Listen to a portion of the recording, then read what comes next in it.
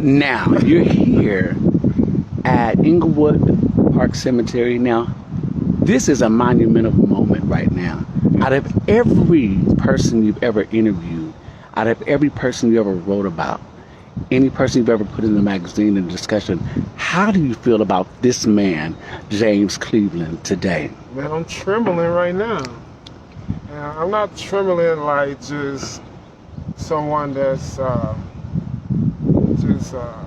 kind of reverence him on a level of God, but I'm just trembling because of his influence in life, his influence that he left on gospel music, his influence that he left in this courageous art form that we call gospel music. So I'm just trembling. So right now it's surreal because my mind just goes back, to many interviews and many stories and my personal expressions in regards to his music. So it's just, to me, this is a milestone, and I'm just happy to be here to pay my respects in my own strategic way to the king of gospel music. How many doors do you think that he's opened up for our community? Oh my God, many doors. I mean, let's start with 1967, when he organized the Gospel Music Workshop of America. Prior to that, of course, you had the Dorsey Convention, but that was on a whole different type of premise. The Gospel Music Workshop of America was an entity or organization to bring together artistry to help them record and learn the fundamentals of the recording industry, and then teach them techniques. So the doors that he opened, that's it's a segue into a lot of people's careers. Even now, we've all borrowed from his vision, and that's another reason why I'm trembling as well. Do you think without him, time and history would have been missing a strategic piece to the puzzle? Well, I feel like this. You have some people that are in history because they just live, but you have some people that that's in history because they influence history. And James Cleveland is one of those individuals that's in history because he influenced history. So yes, I mean, he's an influencer, he's an innovator. There's so much that you can just, put in that sentence with James Cleveland. I mean, you could use semicolons, commas, colons, whatever you want to use. I mean, and you just have a mirage of just words that just go together, in one sentence. When you think of an individual by the name of James Cleveland. Now, will you be making sure the internet and the people know about this special place and this special moment and this location? Will you be sharing the visuals so that they have something to look back and see? Oh, absolutely, because I feel like, the world, or America, quote unquote, like, we pay so much respect to so many other cultures or so many other art forms, but as it relates to gospel music is a primitive art form. It actually gave start to a lot of different genres and subgenres. So yes, this is a momentous occasion, and this is a monument, and pivotal monument that I think that everyone, should, have this in their life, because this is a man that inspired. Because, like I say, in 1921, when they published the Gospel Pearls, the National Baptist Convention, one thing about that particular hymnal, but I like to call it a songbook, it was used for various other purposes outside of the four walls of the church, and it was sectioned off in three different sections. You had, of course, the hymns, you had revival, and then you had the spiritual. So at that particular time, these songs were the songs that was most familiar in the African American worship experience. So this is it's amazing to me, that you have someone like James Cleveland that actually, took from that seed, the gamut of the gospel pearl and the gamut of the spirituals, and kind of develop his own niche to it, and develop this phenomenon, this choir phenomenon. James Cleveland, you can't put him in a box. This man was a choir master. This man was a musician. This man was an organizer. He was a ensemble leader. I mean, he had his hand in everything. Do you think he was scared? Scared? I honestly, yeah, I would say, in a sense, but I think that his music was probably his alter ego. Mm-hmm. You know, that kind of took him out of that fear. You know, it gave him the fuel that he needed to do what he did. And this is a word for somebody.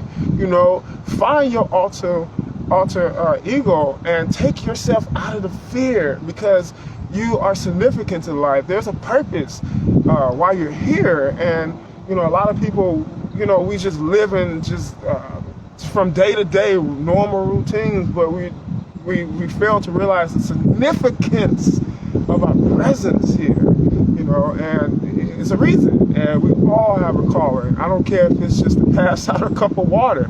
You do that with the best the best energy, the best passion that you can, you know, come up with. You know, do that to the best of your ability, because God has given you that gift. Everyone has a strategic gift. And stop trying. Yeah, I wrote a speech, and I'm here talking. I said, there's no need to borrow someone's shoes when you can fly. Walking in someone's footsteps places you in their limitations, and it forfeits your own originality. You know, and it's really true. You know, you have what it takes to make a difference in your own individual community, your region, wherever the case may be. And you know, back to the gospel music. You know, gospel music.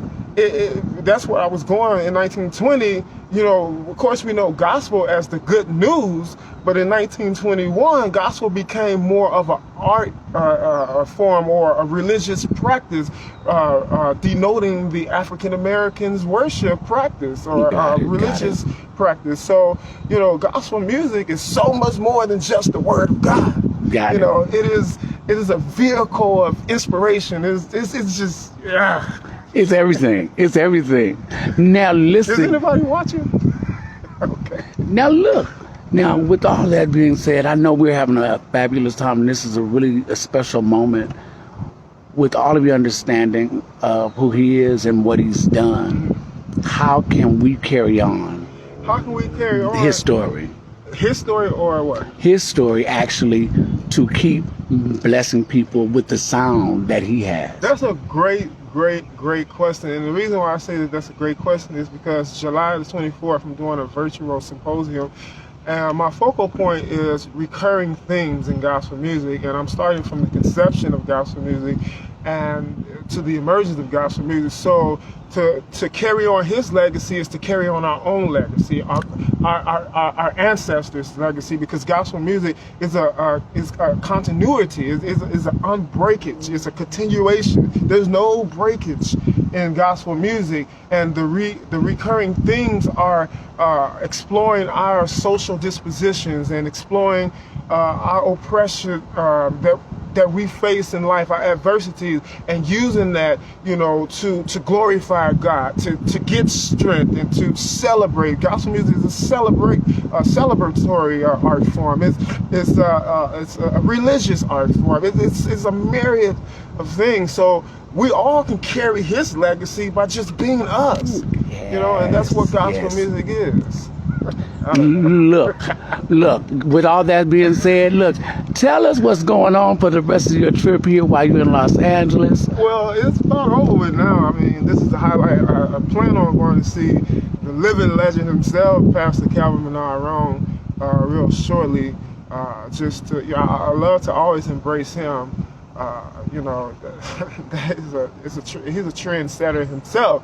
Definitely. I mean, definitely he has a distinguished voice, and his character and presence in gospel music is legendary. You know. Yes, it is. Today it stands to be reckoned with, because he's no joke. So that's what I plan on doing for the rest, and of course eat some rib tips. I live in Phoenix, Arizona, and food is just like scarce as it relates to the diversity in food. But to recap yesterday, phenomenal. phenomenal. I got a chance to sit down with the one and only Eddie Kendrick. Okay, that was just mind blowing for me. The man he was literally attendee at the 1955 Swine Auditorium concert with the Pilgrim Travelers. Who else was there? The Soul Stirrers, Brother Joe May, Annette May, the Caravans with James Cleveland, and so many, Dorothy Love Coates. There's so many. He was actually at that concert, and back on the East Coast, he actually witnessed one of the first groups of the Clairvoyant singers as a child. So that was fascinating to me to sit down with such an icon as Eddie Kendrick and the one and only Henry Jackson. My God, you know, I just love him so much. You know, his contribution. He's a crooner, a crooner. Yes, you know, yes. He can smooth your soul. Yes. And it was just an honor to just be with him. And I was with you too, Giorgio, the one and only, and Eugene Ross. So it was just it's just been a fabulous trip. Well, look, with that being said, look, sign off and say hello and have a good day to him, and let us know when we can see you again with up and coming events. Listen, I'm serious. Like, it's just, we're in the beginning stages of the magazine, but trust me, like, my vision for it, beyond the flaws that may be in the magazine, like, my vision is to make sure that our unsung heroes in gospel music has a platform, has a way or avenue to document their stories. So if you don't have a volume, please, it's imperative. We got to support. We must support, you know, our own. And, you know, I'm doing it by myself, editor-in-chief, chief editor. You know, I got a little team. I'm excited about that. But go get it, the Coffee Table Magazine, inside the gospel music historians world. And at this point now, I'm literally writing on that level. So like I'm putting personal text in there. So it's just like a story from my perspective and fixing it with historical detailing. And it's just phenomenal. You can go to ericmauriceclark.com, whatever, get you a copy of the magazine. All right, with that being said, you all have a fabulous day. Signing off, Giorgio Vango.